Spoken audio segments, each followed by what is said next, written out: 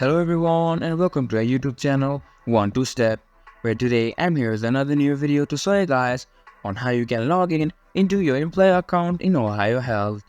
To do so, just follow some simple steps that I will be showing you on this video, and then you can log into your employer account as well.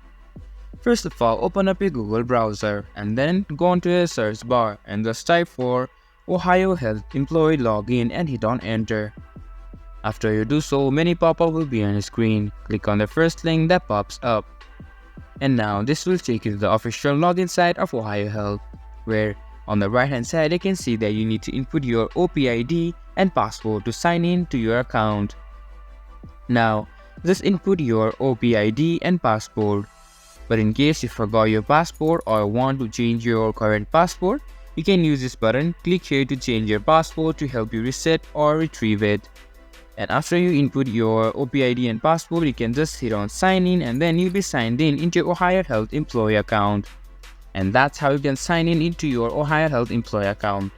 This much for this video, and I hope you guys find our video helpful. If you do, make sure to leave a like, subscribe to our YouTube channel and hit the bell notification. And don't forget to drop a comment for reviews and for more content like this. See you guys in our next video. Thank you for watching.